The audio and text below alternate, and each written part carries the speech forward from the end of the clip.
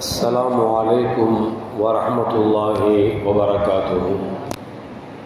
எல்லா புகழும் புகழ்ச்சியும் ஏக இறைவனாம் அல்லாஹ் ஒருவனுக்கு உரித்தாக்கி அகிலத்தின் அருள்கொடையாக வந்துதித்த நமது உயிரினும் மேலான கண்மணி முஹம்மது ரசூலுல்லாஹி ஸல்லல்லாஹு அலைஹி வஸல்லம் அவர்கள் மீது ஸலவாத்தும் ஸலாமும் கூறியவனாக என் உரையை துவங்குகிறேன்.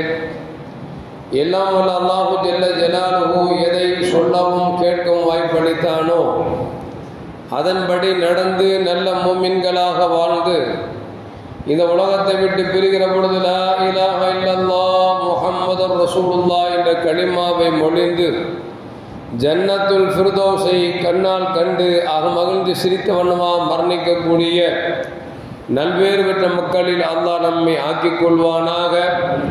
மரணித்தும் மரணிக்காத இறைநேசர்களின் கூட்டத்தில் நம்மை ஆக்கி அருள்வானாக.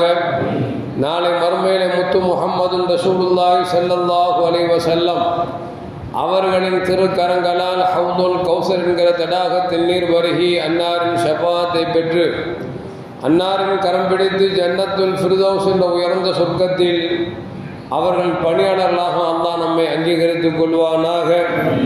எல்லாவற்றுக்கும் மேலாக இறை அன்பை பெற்று இறைவனை பார்த்து பரவசம் அடையக்கூடிய அந்த லிகாவையும் ரிதாவையும் பெற்ற மக்களில் அல்லாஹ் நம்மை ஆக்கிக் கொள்வானாக. அருமையான மூமின்களை, நாம் இன்று எடுத்துக்கொண்ட தலைப்பு வரலாற்று நாயகரின் வாழ்க்கை சுருக்கம் என்ற தலைப்பில் நாம் பேச ஆசைப்பட்டிருக்கிறோம். அல்லாஹு ஜல்ல ஜலாலுஹு அதற்கு தௌஃபீக் செய்வானாக. நபிகள் நாயகம் ஸல்லல்லாஹு அலைஹி வஸல்லம் அவர்கள் பிறந்த மாதம் ரபியுல் அவ்வல் மாதம்.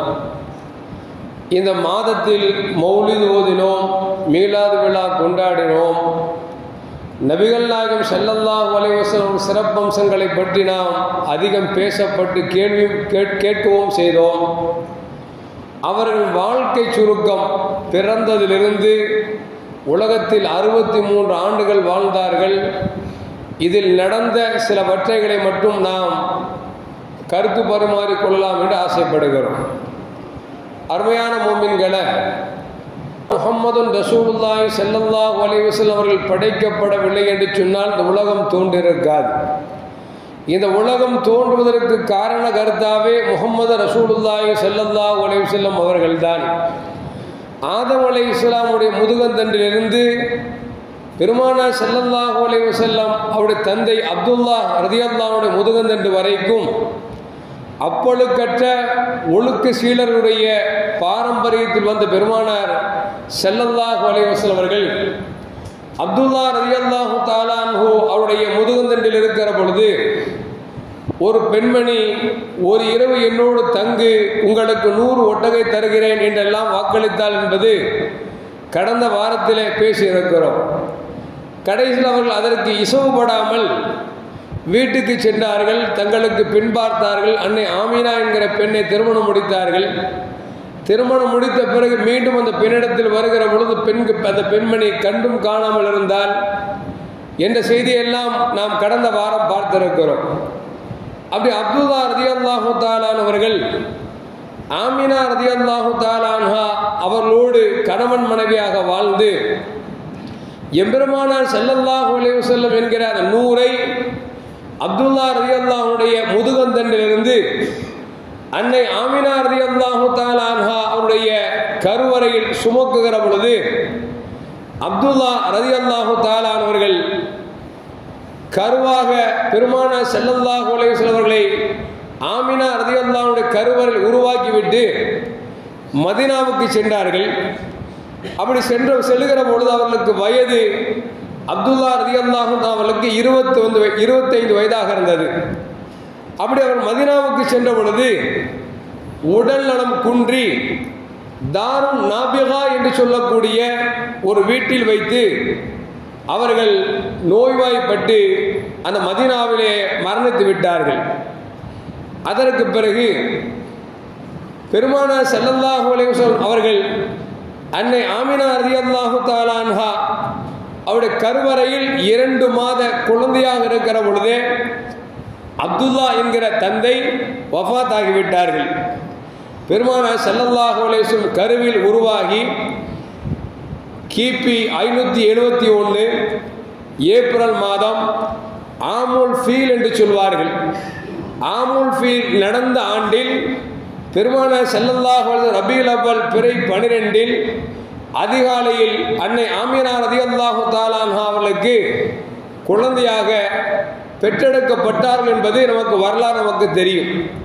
பிறக்கிற பொழுது என்னென்ன அதிசயங்கள் நடந்தது என்பது நாம் பேசியிருக்கிறோம். அன்னை ஆமினா ரலியல்லாஹு தஆலா அன்ஹா சொல்கிறார்கள், நான் முகம்மது என்கிற அந்த குழந்தையை பெற்றெடுக்கிற பொழுது நான் ஒரு வெளிச்சம் ஏற்பட்டது. அந்த வெளிச்சத்தில் நான் சிரியாவை பார்த்தேன், ரோம் தேசத்தை பார்த்தேன். இன்னும் சொல்ல போனால் பல பிரபலியமான பாரசீகத்தினுடைய அணையா விளக்கு அணைந்தது. அதுபோன்று 14 கலசங்கள் தானாக கீழே விழுந்தது என்கிற காட்சியெல்லாம் பார்த்தேன் என்று சொல்லி அன்னை ஆமினா ரலியல்லாஹு தஆலா அன்ஹா சொல்லித் தருகிறார்கள். வரலாற்றில் பெருமானார் ஸல்லல்லாஹு அலைஹி வஸல்லம் ரபீஉல் அவ்வல் 12 தான் பிறந்தார்களா என்று சில கருத்து வேறுபாடுகள் இருக்கிறது. என்னதான் கருத்து வேறுபாடுகள் இருந்தாலும் கூட சரியான சொல், இன்னும் சொல்ல போனால் ஜாபிர் ரலியல்லாஹு தஆலா அவர்களும் இப்னு அப்பாஸ் ரலியல்லாஹு தஆலா அவர்களும் சொல்லுகிறார்கள், உலித ரசூலுல்லாஹி ஸல்லல்லாஹு அலைஹி வஸல்லம் ஆமுல் ஃபீல், ஆமுல் ஃபீல் நடந்த வருடத்தில் பெருமானார் ஸல்லல்லாஹு அலைஹி வஸல்லம் திங்கள்கிழமை ரபீஉல் அவ்வல் 12 தான் பிறந்தார்கள் என்பதை ஜாபிர் ரலியல்லாஹு தஆலா அவர்களும் இப்னு அப்பாஸ் ரலியல்லாஹு அவர்களும் நமக்கு அறிவிக்கிறார்கள். அது மட்டுமல்ல, மேலும் சொல்கிறார்கள், வஃபீஹி புஇஸ, அந்த திங்கள்கிழமை தான் நபிகள் நாயகம் ஸல்லல்லாஹு அலைஹி அவர்கள் நபியாக இறைவனால் விதிக்கப்பட்டார்கள். அது மட்டுமல்ல, பெருமானார் ஸல்லல்லாஹு அலைஹி அவர்களை தன்னை பார்ப்பதற்காக இறைவன் அழைத்த நாளும் அது திங்கள்கிழமை. அதுபோன்று பெருமானார் ஸல்லல்லாஹு அலைஹி வஸல்லம் மக்காவிலிருந்து மதீனாவுக்கு ஹிஜ்ரத் செய்த நாளும் திங்கள்கிழமை. பெருமானார் ஸல்லல்லாஹு அலைஹி வஸல்லம் இந்த உலகத்தை விட்டு பிரிந்த நாளும் திங்கள்கிழமை. எனவேதான் உமர் இப்னு கத்தாப் ரலியல்லாஹு தஆலா கேட்டார்கள், யார் ரசூலல்லாஹ், திங்கள்கிழமை நான் நோன்பு நோக்கலாம் என்று ஆசிக்கிறேன் என்று சொன்ன பொழுது பெருமானார் ஸல்லல்லாஹு அலைஹி சொன்னார்கள், தாராளமாக வையுங்கள், காரணம் திங்கள்கிழமையில் தான் நான் பிறந்தேன் என்று பெருமானார் ஸல்லல்லாஹு அலைஹி வஸல்லம் சொல்லி நோன்பை வைக்க பணித்தார் என்பதும் ஹதீசுகள் நமக்கு சொல்லி காட்டுகிறது. அருமையான முஃமின்களே, இப்படி ஆமுல் ஃபீல் வருடத்தில் பெருமானார் ஸல்லல்லாஹு அலைஹி பிறந்தார்கள். பிறந்து அரபுகளோட ஒரு பழக்கம் என்ன அப்படின்னா, குழந்தைகள் பிறந்தால் கிராமத்தில் செவிலித்தாய்மானத்தில் குழந்தையை கொடுத்து பால் கொடுக்க சொல்வார்கள். காரணம், அந்த கிராமங்களில் மொழி மிக சுத்தமாக இருக்கும் என்பதால் அந்த அரபுகளோட பழக்கம் என்ன அப்படின்னா, குழந்தை பெற்றுட்டாவே கிராமத்து மக்கள்கிட்ட கொடுத்துருவாங்க. அன்னை ஆமினா ரலியல்லாஹு தஆலா அன்ஹா அவர்கள் நபிகள் நாயகம் ஸல்லல்லாஹு அலைஹி பெற்றெடுத்தவுடன் இந்த செய்தியை அபூ லஹபுடைய அடிமை பெண் சுவைபா என்கிற பெண் போய் சொல்லுகிறார், உங்கள் சகோதரருக்கு ஆண் குழந்தை பிறந்திருக்கிறது என்று சொன்ன பொழுது இதை கேட்ட மகிழ்ச்சியில் அபூ லஹப் என்ன செய்கிறார் என்று சொன்னால், சுவைபா என்கிற பெண்ணை உரிமை விடுகிறார். ஏன் உரிமை விட்டார் என்று சொன்னால், அது இறைவனுடைய ஏற்பாடு. அன்னை ஆமினா ரலியல்லாஹு தஆலா அன்ஹா குழந்தை பெற்றவுடன் சுவைபாவிடத்தில் தான் பால் குடிக்க வேண்டும் என்பது இறைவனின் நியதி. ஒரு நபி அடிமையிடத்தில் பால் குடித்தால் அது அவர்களுக்கு அவலம் என்பதால், கேவலம் என்பதால் அல்லாஹ் நபியின் பிறப்பு செய்தியை சுவைபாவின் மூலியமாக எஜமானுக்கு சொல்ல, எஜமானன் சந்தோஷத்தின் காரணமாக சுவைபாவை உரிமை விட்டு அவள் சுதந்திர பெண்ணாக மாறிய பிறகு நபிகள் நாயகம் ஸல்லல்லாஹு அலைஹி வஸல்லம் முதல் பால் குடி தாயாக சுவைபா ரலியல்லாஹு தஆலா அன்ஹா தான் இருந்தார் என்பது வரலாறு. கிட்டத்தட்ட ஒரு வார காலங்கள் சுவைபா தான் அந்த ரசூலுல்லாஹ்விற்கு பால் கொடுத்தார்கள். அதற்கு பிறகு கிராமங்களிலிருந்து மக்காவை நோக்கி பால்குடி தாய்மார்கள், செவிலி தாய்மார்கள் படையெடுப்பார்கள். ஆங்காங்கே வந்து குழந்தைகள் இருந்தால் அவரிடத்தில் கேட்டு பெற்றுக்கொண்டு அதற்கு ஊதியத்தை வாங்கி கொண்டு பால் கொடுக்கிற பழக்கம் உண்டு. அப்படி வெளியூரிலிருந்து வந்த பெண்கள் எல்லாம் பெரும்பெரும் செல்வந்தருடைய பிள்ளைகளை எடுத்துக்கொண்டார்கள். கடைசியில் பார்த்தால் தந்தை இல்லாத ஒரு ஏழை குடும்பத்தை சார்ந்த முகம்மது ஒருவர் இருக்கிறார் என்று தெரிந்தவுடன் ஹலிமத்து சாதியா என்கிற பெண் வருகிற பொழுது வந்த மிகவும் பலகீனமானதாக இருந்தது. அந்த பெண்மணியும் பலகீனமானவராக இருந்தார். அவருக்கு எந்த செல்வந்தரும் குழந்தை கொடுக்கவில்லை. கடைசியில் ஆமினா அம்மாவுடைய வீட்டுக்கு வந்து நான் இந்த குழந்தைக்கு பால் கொடுக்கிறேன் என்கிற பொறுப்பை ஏற்றுக்கொண்டார்கள். ஹலிமத்து சாதியா ரலியல்லாஹு தஆலா அன்ஹா அந்த முகமது என்கிற ஸல்லல்லாஹு அலைஹி வஸல்லம் குழந்தையை பெற்றுக்கொண்டு தன்னுடைய ஒட்டகத்தின் மேல் வைத்தார்கள். ஆச்சரியம் என்ன தெரியுமா? எல்லா பெண்களும் நல்ல ஜவானாக இருக்கக்கூடிய ஒட்டகத்தில் வந்து அவர்கள் ஊருக்கு போய் சேர்வதற்குள் பெருமானாரை ஏற்றிய உடனேயே அந்த ஒட்டகம் மிக பலமானதாக விரைந்து செல்லக்கூடியதாக இருந்தது என்பது மட்டுமல்ல, ஹலிமத்து சாதியா ரலியல்லாஹு தஆலா அன்ஹா அவருடைய வாழ்க்கையில் மிகப்பெரிய முன்னேற்றம் கிடைத்தது என்பது வரலாறு நமக்கு சொல்லி காட்டுகிறது. அப்படி கிட்டத்தட்ட 2 ஆண்டுகள் அவர்களுக்கு பெருமானார் ஸல்லல்லாஹு அலைஹி வஸல்லம் பால் கொடுக்கிறார்கள். பால் கொடுக்கிற பொழுது சிறு வயதிலேயே பெருமானார் ஸல்லல்லாஹு அலைஹி வஸல்லம் அவர்களை பொறுத்த வரைக்கும் பிறர் பால் குடித்து முடித்த பிறகுதான் தான் பால் குடிக்கக்கூடிய பழக்கம் இருந்தது என்பதை வரலாறு நமக்கு சொல்லி காட்டுகிறது. அப்படி விட்டு கொடுக்கும் தாராள மனப்பான்மையுடையவர்களாக பெருமானார் ஸல்லல்லாஹு அலைஹி வஸல்லம் இருந்திருக்கிறார்கள். இப்படி காலங்கள் கடக்கிறது. கிட்டத்தட்ட 3 அல்லது 4 வயது இருக்கும். ஹலிமத்து சாதியா ரலியல்லாஹு தஆலா அன்ஹா 2 வயது பால் கொடுத்த பிறகு அவருடைய தாயாரத்தில் அப்பப்பொழுது அதை காமித்துக் கொண்டு செல்வார்கள். அவர்கள் சொல்வார்கள், இல்லை உங்களிடத்திலே இருக்கட்டும் என்று சொல்வார்கள். அப்படி இருக்கிற பொழுதுதான் பெருமானார் ஸல்லல்லாஹு அலைஹி வஸல்லம் என்கிற அந்த குழந்தையையும் மற்ற பால் கூடிய குழந்தைகளோடு விட்டுவிட்டு எங்கோ வெளியே சென்று விட்டு வருகிற பொழுது குழந்தைகள் எல்லாம் பயத்தால் பீதியால் முகமெல்லாம் மாறி போயிருக்கிறது. என்னவென்று கேட்டார்கள். குழந்தைகள் சொன்னார்கள், முகம்மது என்கிற நம் சகோதரரை யாரோ சிலர்கள் வந்தார்கள், அழைத்து கொண்டு தூக்கி கொண்டு சென்றார்கள். சென்றது மட்டுமல்ல, நெஞ்சத்தை பிளந்து உள்ளுள்ள ஈரலை எடுத்தார்கள். இந்த காட்சியை நாங்கள் பார்த்தோம் என்று சொன்னவுடன் ஹலிமத்து சாதியா ரலியல்லாஹு தஆலா அன்ஹா பதட்டத்தோடு சட்டை அவிழ்த்து பார்த்தால் அதனுடைய அடையாளங்கள் எதுவுமே இல்லை. ஆனால் குழந்தைகள் பொய் சொல்லாதல்லவா சொல்வார்கள். பச்சிலம் குழந்தைகள் பச்சை மண் பொய் சொல்லாது என்று சொல்வார்கள். எல்லா குழந்தைகளும் பார்த்தேன் என்று சொல்கிறார்கள் என்று சொல்லிவிட்டு அவர்கள் மீண்டும் அன்னை ஆமினா ரலியல்லாஹு தஆலா அன்ஹா அவங்கள்ட்ட போய் செய்தியை சொல்றாங்க. இந்த மாதிரி குழந்தை யாரோ தூக்கிட்டு போனாங்களாம், நெஞ்சத்தை பிளந்தார்களாம், உள்ளுக்குள்ளே எடுத்து கழுகினார்களாம், ஏதேதோ உள்ளே வைத்தார்களாம் என்ற செய்தியை சொன்ன பொழுது அன்னை ஆமினா ரலியல்லாஹு தஆலா சொன்னாங்க, பயப்பட வேணாம், நீங்க கொண்டு போங்க அப்படின்ட்டாங்க. இப்படி பெருமானார் ஸல்லல்லாஹு அலைஹி வஸல்லம் அவர்கள் 6 வயதாக இருக்கிற பொழுது அன்னை ஆமினா ரலியல்லாஹு தஆலா அன்ஹா அவர்களும் பெருமானார் ஸல்லல்லாஹு அலைஹி வஸல்லம் அவர்களை விட்டுவிட்டு மரணத்தை எய்து விட்டார்கள். யோசிச்சு பார்க்கணும். அன்னை ஆமினா ரலியல்லாஹு கருவறையில 2 மாசமா இருக்கும் பொழுது தந்தை இறந்து விட்டார்கள். அதற்கு பிறகு தாயினுடைய தாய் பால் குடிக்காக வெளியூருக்கு குழந்தை அனுப்பிவிட்டார்கள். 6 வயதாக இருக்கிற பொழுது அன்னை ஆமினா ரலியல்லாஹு தஆலா அன்ஹா அவர்களும் வஃபாத் ஆகிவிட்டார்கள். பொதுவாக ஒரு குழந்தை 6 வயசு குழந்தையாக இருக்கும் பொழுது தாயும் தந்தையும் மூத்தா போயிட்டா அவங்க அனாதை, அப்படித்தானே? எல்லோருக்கும் ஈவு இறக்கம் அதிகமாக இருக்கும். அதுபோன்று பெருமானார் ஸல்லல்லாஹு அலைஹி வஸல்லம் அவர்கள் இன்றைக்கு தந்தையும் இழந்து தாயும் இழந்து அனாதையாக இருக்கிறார்கள். இந்த நேரத்தில் தான் இவர்கள் பொறுப்பை வளர்க்கக்கூடிய பொறுப்பை அப்துல் முத்தலிப் ரலியல்லாஹு தஆலா அவர்கள் எடுத்துக்கொண்டார்கள். அவர்கள் மக்காவிலேயே மிக சிறந்த தலைவராக வாழ்ந்ததால் அவரிடத்தில் பக்குவமாக மிக அழகான முறையில் அவர்கள் வளர்த்து வந்தார்கள். கிட்டத்தட்ட நபி ஸல்லல்லாஹு அலைஹி வஸல்லம் அவர்களுக்கு 8 வயதாக இருக்கிற பொழுது அப்துல் முத்தலிபுக்கு 120 வயதாகிறது. 120 வயோதிகத்தை அடைந்த அப்துல் முத்தலிப் பெருமானார் ஸல்லல்லாஹு அலைஹி வஸல்லம் 8 வயதாக இருக்கிற பொழுது அவர்களும் மரணத்தை எய்து விட்டார்கள். இப்படி தொடர்ந்து பெருமானார் ஸல்லல்லாஹு அலைஹி வஸல்லம் யாரெல்லாம் வளர்த்து வந்தார்களோ அவர்கள் எல்லாம் ஒன்றன் பின் ஒன்றாக மரணித்துக் கொண்டிருக்கிறார்கள். இந்த நேரத்தில் தான் அபூ தாலிப் அவர்கள் பொறுப்பேற்கிறார்கள். அபூ தாலிப் பொறுப்பேற்றாலும் கூட அபூ தாலிப் ரலியல்லாஹு அன்ஹு அவர்களுக்கு பல குழந்தைகளுக்கு சரியான முறையில் உணவு கொடுக்க கூட முடியாத ஒரு ஏழ்மை நிலை அவர்களுக்கு வாட்டி கொண்டு வந்தது. எப்பொழுது பெருமானார் ஸல்லல்லாஹு அலைஹி அவர்களை வளர்க்கிற பொறுப்பை ஏற்றார்களோ அன்றிருந்து அவர்களுக்கு மிகப்பெரிய மாற்றம். எந்த அளவுக்கு என்று சொன்னால், வியாபாரமாக இருந்தாலும் சரி, அல்லது குழந்தைகளாக இருந்தாலும் சரி, குழந்தைகளுக்கு கொடுக்கக்கூடிய உணவாக இருந்தாலும் சரி, எல்லாவற்றிலும் நிரப்பமானதாக நபிகள் நாயகம் ஸல்லல்லாஹு அலைஹி வஸல்லம் பரக்கத்தை கொண்டு அவர்கள் அடைந்தார் என்பது வரலாறு நமக்கு சொல்லி காட்டுகிறது.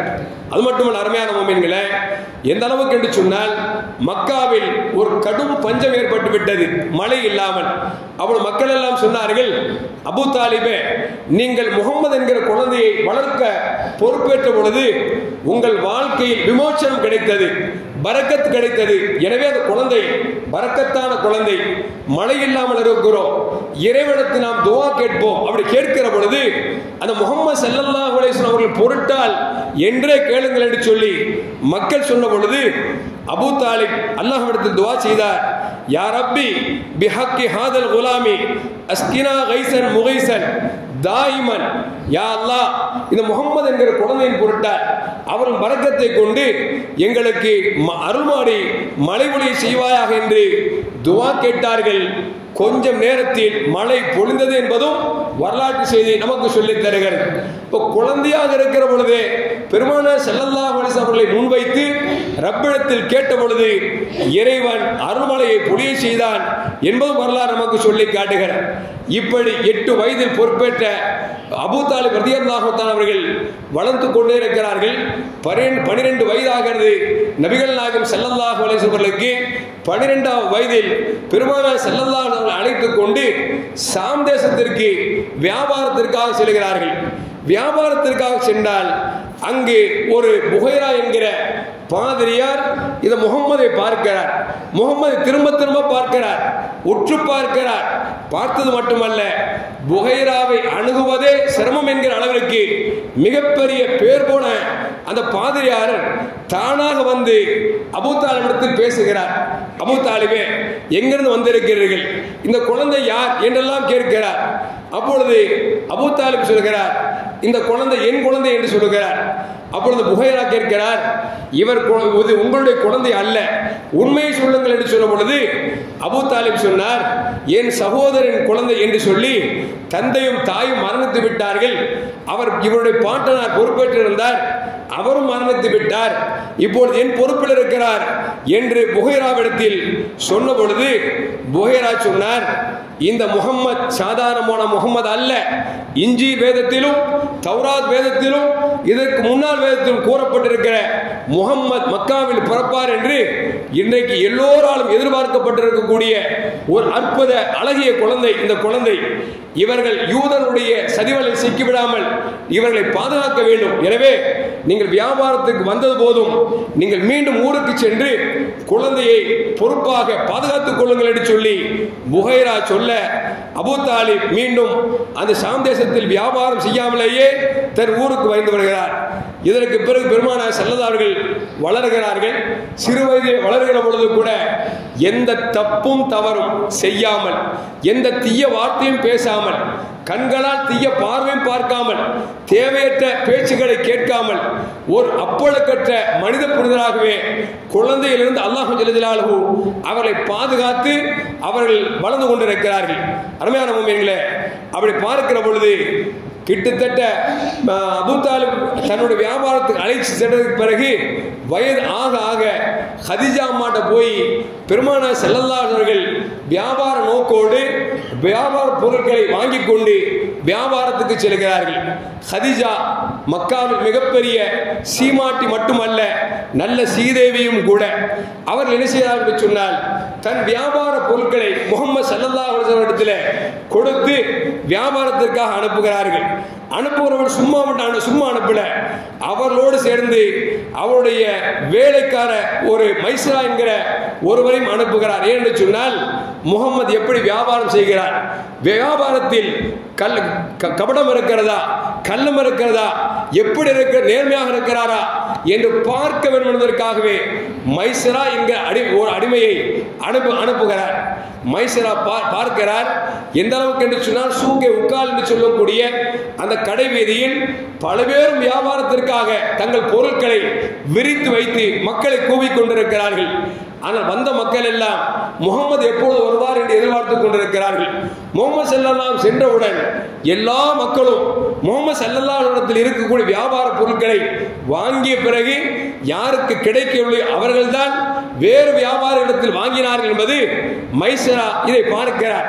பார்ப்பது மட்டுமல்ல, எடையில் கொஞ்சம் கூட அநீதம் இழைக்காமல் நீதமாக பொய் புரட்டு இல்லாமல் உண்மையை பேசி வியாபாரம் செய்யக்கூடிய அந்த காட்சியை பார்க்கிறார். அது மட்டுமல்ல, அப்படி சாம் தேசத்திற்கு செல்கிற பொழுது 2 மலக்கையும் பார்க்கிறார் மைசரா.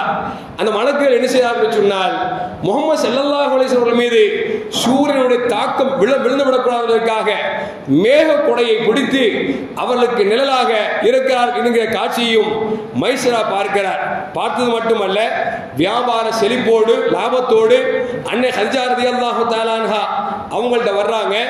மைசராட்ட கூப்பிட்டு தடையா கேட்கிறாங்க, வியாபாரம் செய்தாரே, எப்படி செய்தார், அவருடைய நன்னடத்தை எப்படி இருந்தது என்கிற எல்லாவற்றையும் கேட்ட பிறகு மைசரா ஒவ்வொன்றாக தெளிவாக சொல்கிறார். வியாபாரம் ஒரு பக்கம் நீதமாக நடந்தாலும் கூட அவர் நடக்கிற இடத்திலெல்லாம் அவருக்கு மேகம் குடைபிடிக்கிற காட்சியை நான் பார்த்தேன் என்று சொன்ன பொழுது அன்னை ஹதிஜா ரலியல்லாஹு தஆலா அன்ஹா யோசிக்கிறாங்க. ஏன்னா அவங்க ஏற்கனவே 2 திருமணம் முடித்து விதவையாக இருக்கிறார்கள். முதல் திருமணம் அதீக் இப்னு ஆபித் என்று சொல்லக்கூடிய ஒரு மனிதர் திருமணம் முடித்தார்கள். அவர்கள் மூலமாக சில குழந்தைகள். அதற்கு பிறகு அபு ஹாலா நப்பாஸ் என்று சொல்லக்கூடிய ஒருவரை திருமணம் முடிக்கிறார்கள். அவர் மரணத்திற்கு பிறகு இப்பொழுது அன்னை ஹதிஜா ரலியல்லாஹு தஆலா அன்ஹா செல்வ சிம்மாட்டியாக இருந்தாலும் கூட துணை இல்லாமல் இருக்கிறார்கள். யோசிச்சு பார்க்கிறாங்க, பேசாம ரசூலுல்லாஹ்வை நல்ல மனிதராக இருக்கிறார், நல்ல வியாபாரம் செய்கிறார், ஒரு அதிசய மனிதராக இருக்கிறார் என்று சொன்னால் தௌராத்தையும் இஞ்சிலையும் படித்தவர் அன்னை ஹதிஜா ரலியல்லாஹு தஆலா அன்ஹா. இவர்கள் தான் இறுதி தூதர் என்பதை விளங்கிக் கொண்டு பெருமானார் ஸல்லல்லாஹு அலைஹி வஸல்லம் திருமணம் முடிக்கலாம் என்று ஆசிக்கிறார்கள். அன்னை ஹதிஜா அம்மாவுடைய வயது 40, முஹம்மது ஸல்லல்லாஹு அலைஹி வயது 25. இவர் ஆசித் என்ன செய்கிறார் என்று சொன்னால், தங்களுடைய நஃபீசா பின்த் மணியா என்று சொல்லக்கூடிய ஒரு பெண்ணை அனுப்பி அபூ தாலிபிடத்தில் ஹதிஜா அம்மா ஆசிக்கிறார்கள். நீங்கள் உடன்பட்டால் திருமணம் முடித்துக் கொள்ளலாம் என்று சொல்ல அபூ தாலிப் ரலியல்லாஹு தஆலா அன்ஹு பெருமானார் ஸல்லல்லாஹு அலைஹி கேட்கிறாங்க, ஹதிஜா அம்மா உங்களை விரும்புறாங்க, திருமணம் முடிக்கலாமா, உங்களுக்கு இஷ்டமா என்று கேட்ட பொழுது பெருமானார் ஸல்லல்லாஹு பார்க்கறாங்க, ஹதிஜா அம்மாவும் ரொம்ப நியாயமான ஆள், நீதமான ஆள், குழந்தைகளை வேற வச்சுட்டு இருக்கிறாங்க, அவங்களுக்கு ஆதரவுக்கு யாரும் இல்லை அப்படின்னு சொல்லிட்டு 25 வாலிபர் 40 வயது பெண்ணை திருமணம் முடிக்கிறார்கள். அருமையான நண்பர்களே, யோசித்து பார்க்க வேண்டும். ரசூலுல்லாஹ் கிட்டத்தட்ட 9 மனைவிமார், சில ரிவாயத்தில் 11 மனைவிமார்லாம் இருக்கிறாங்க. அப்படி திருமணம் முடிச்சதுனால இன்னைக்கு பல்வேறு விதத்தை பேசுறாங்க.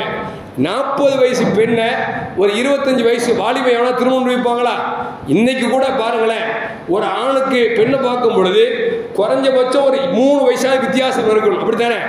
ஆணை விட பெண்ணு வயசு அதிகமாக இருக்கக்கூடாது. ஏன்னா அது விஞ்ஞான ரீதியாக பின்னால் ஆபத்து ஏற்படும். ஏன்னா இப்போ மாப்பிள்ளைக்கு 25 வயசு, பொண்ணுக்கு 19 வயசு அப்படின்னா இவ குழந்தை பெற்றான்னு வச்சுங்களேன், இவர் 40 வயசாகும் போது இவளுக்கு வயசு மாப்பிள்ளை கம்மியாக இருக்குமா, இவ பலகீனமாயிருவா. அப்போ ஒரு ஆணுக்கு அவருடைய உடல் சுகத்தை கொடுக்க முடியாது. அப்போ அது பிரச்சனை வருங்கிறதுனால தான் ரசூலுல்லாஹி ஸல்லல்லாஹு அலைஹி வஸல்லம் சொன்னாங்க அப்படின்னா, நீங்கள் திருமணம் முடிக்கிற பொழுது திருமணம் முடிக்காத பெண்ணை திருமணம் முடிங்க அப்படின்னாங்க. என்ன காரணம் அப்படின்னா, திருமணம் முடிச்ச பெண்ணை முடிக்கிறதுனால அதனால் குடும்பத்தில் நிறைய குழப்பம் ஏற்படும். இங்க பாருங்க, ரசூலுல்லாஹ் 25 வயசு, ஹதிஜா அம்மாவுக்கு 40 வயசு, திருமணம் சம்மதிக்கிறார்கள், திருமணம் முடித்தார்கள். முடித்தது மட்டுமல்ல, அவர்களை போன்ற உலகத்தில் யாரும் வாழ்ந்ததில்லை என்று சொல்லக்கூடிய அளவிற்கு கணவன் மனைவியாக வாழ்ந்திருக்கிறார்கள். எந்த அளவுக்கு என்று சொன்னால், அன்னை ஹதிஜா ரலியல்லாஹு தஆலா அன்ஹா மனைவியாக இருக்கின்ற வரைக்கும் பெருமானார் ஸல்லல்லாஹு அலைஹி வஸல்லம் வேறு பெண்ணை திருமணம் முடிக்கவில்லை என்பது வரலாறு நமக்கு சொல்லி காட்டுகிறது.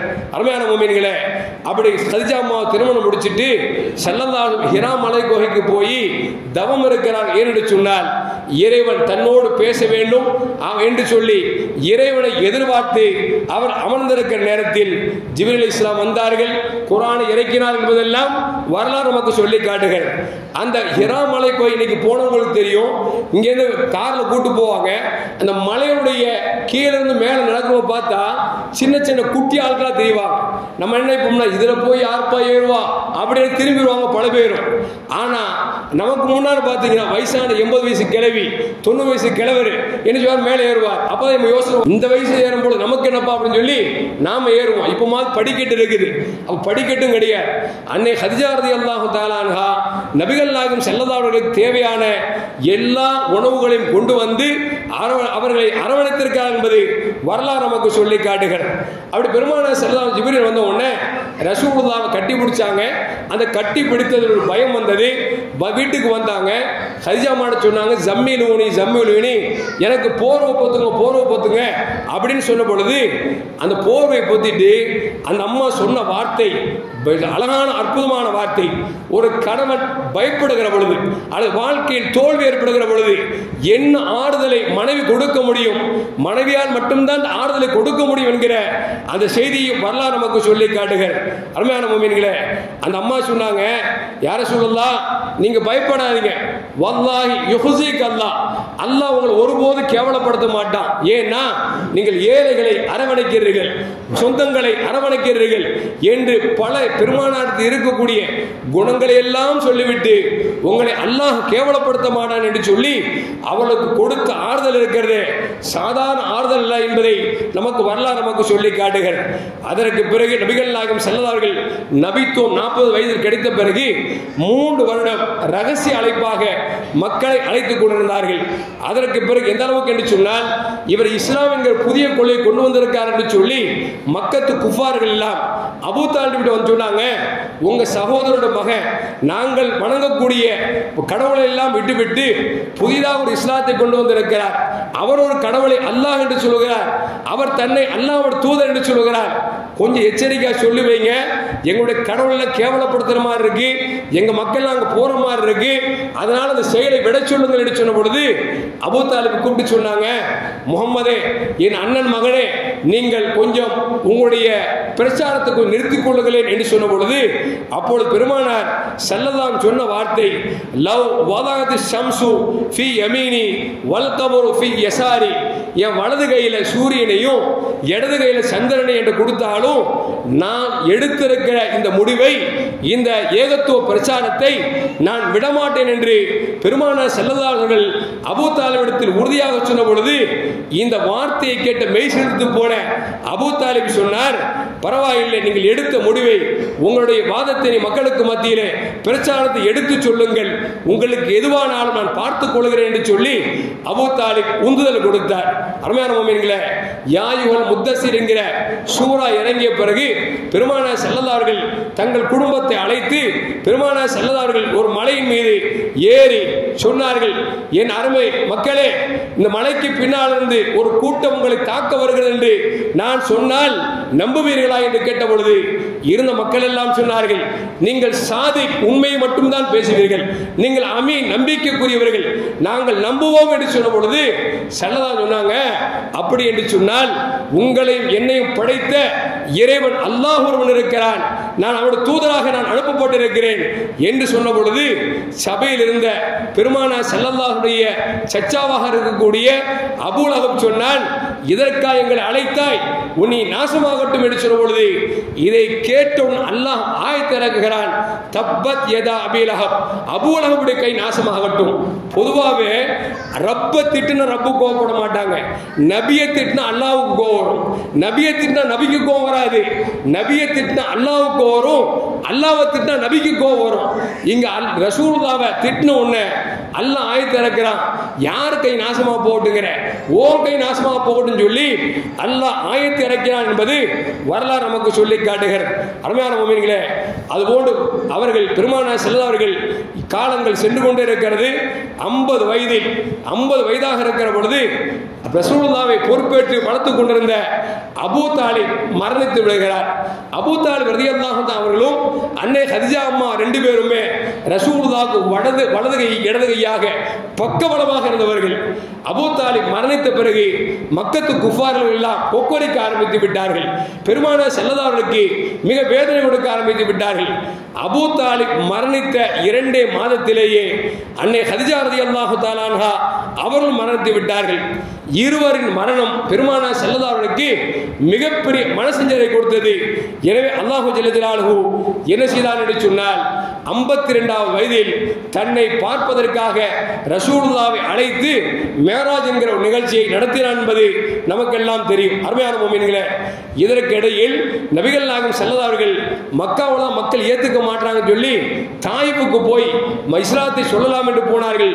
அங்கும் கல்லாலும் சொல்லாலும் கடும் வேதனை கொடுத்தார்கள். இந்த அளவுக்கு என்று சொன்னால் குழந்தைகளிடத்தில் பைத்தியம் வந்திருக்கிறது என்று சொல்லி குழந்தைகள் எல்லாம் கல்லால் அடித்து நபியினுடைய தலை காயப்பட்டு கூர்தி கொட்டி கொண்டிருக்கிற பொழுது அல்லாஹ் ஜிப்ரீலை அழைத்து மலைகளுக்கு மலக்காக இருக்கக்கூடிய மலக்குமாரும் அழைத்து பெருமானார் ஸல்லல்லாஹு அலைஹி வஸல்லம் யார் இப்படி செய்தார்களோ அவர்களை 2 மலைக்கு மத்தியில் வைத்து நசுக்கி விடுங்கள் என்று சொல்ல மலக்குமார்களும் ஜிப்ரீல் அலைஹிஸ்ஸலாம் வருகிறார்கள். நபியிடம் கேட்கிறார்கள், யா ரசூலுல்லாஹ், உங்களை ஈதா செய்த வேதனை கொடுத்த இவர்களை யார் என்று சொல்லுங்கள், நாங்கள் நசுக்கி விடுகிறோம் என்று சொன்ன பொழுது வேண்டாம், இவர்களுடைய பிச்சலங்கள் ஈமான் கொள்வார்கள் என்று சொல்லி அன்றைக்கு உயிர் பிச்சை போட்டவர்கள் நபிகள் நாயகம் ஸல்லல்லாஹு அலைஹி வஸல்லம் அவர்கள். அருமையான மக்களே, நபியின் வரலாற்றை நாம் பேச வேண்டும் என்று சொன்னால் நிறைய பேசிக்கொண்டே இருக்க வேண்டும். இப்படி 52 வயசில் ரசூலுல்லாஹ் மேராஜுக்கு போனாங்க.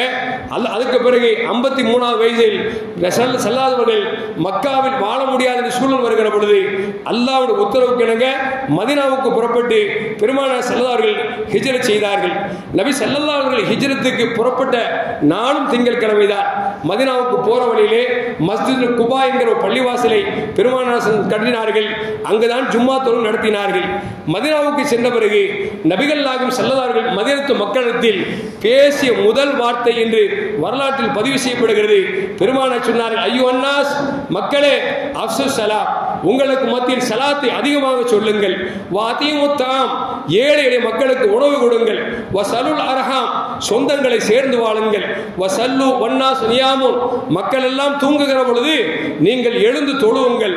ததுகுல் ஜன்னத்து பி ஸலாமின், இந்த காரியங்கள் இருந்தால் நீங்கள் சொர்க்கத்துக்கு இலகுவாக செல்வீர்கள் என்று நபிகள் நாயகம் ஸல்லல்லாஹு அலைஹி வஸல்லம் முதலாக மதீனாவில் பேசிய வார்த்தை இந்த வார்த்தை என்பதை வரலாறு நமக்கு சொல்லி காட்டுகிறது. அதற்கு பிறகு பெருமானார் ஸல்லல்லாஹு அலைஹி வஸல்லம் இப்பொழுது மதீனத்துல் முனவ்வரா என்கிற அந்த பள்ளிவாசல் கட்டினார்கள்.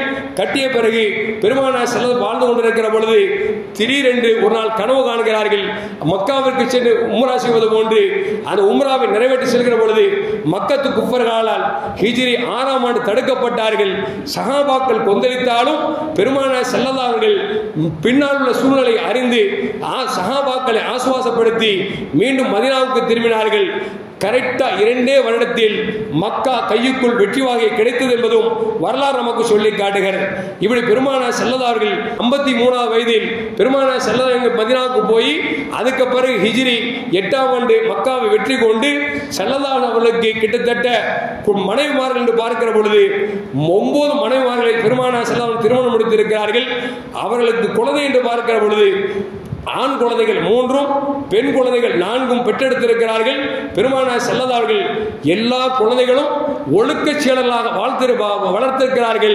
சிறு வயதிலே மரணம் வயது விட்டார் என்பது வரலாறு நமக்கு சொல்லி காட்டுகிறது. இப்படி பார்க்கிற பொழுது பெருமானார் ஸல்லல்லாஹு அலைஹி வஸல்லம் மதீனாவில் திங்கள் கிழமை ரபீல் அவ்வல் 12ஆம் பிறை அன்று வஃபாத் ஆனார்கள். ஆனால் வஃபாத் ஆனாலும் இன்றைக்கு நாம் என்ன செய்யறோம் அப்படின்னா ரசூலுல்லாஹ்வுடைய பிறந்த நாள் தான் கொண்டாடிட்டு இருக்கோம். மரணிச்ச நாளை கொண்டாடுறது இல்லை. ஏன்னா நம் நபி நம் கண்ணை விட்டு மறந்தாலும் கூட இன்றைக்கும் வாழ்ந்து கொண்டிருக்கிறார்கள், என்றைக்கும் வாழ்ந்து கொண்டே இருப்பார்கள் என்கிற அகீதாவின் அடிப்படையில் நாம் நபிகள் நாயகம் ஸல்லல்லாஹு அலைஹி வஸல்லம் மீலாது விழா தான் எடுத்துக்கொண்டிருக்கிறோமே தவிர வஃபாத் விழா எடுப்பதில்லை என்பதையும் விளங்கிக் கொள்ள வேண்டும். எல்லாம் வல்ல அல்லாஹ் ஜல்ல ஜலாலுஹு நபியின் வாழ்க்கை வரலாற்றை ஒரு தடவையாவது படிக்கக்கூடிய நல்ல நசீபை நம் அனைவருக்கும் அல்லாஹ் வழங்கியருள்வானாக. அஸ்ஸலாமு அலைக்கும் வரஹ்மத்துல்லாஹி வபரகாத்துஹு.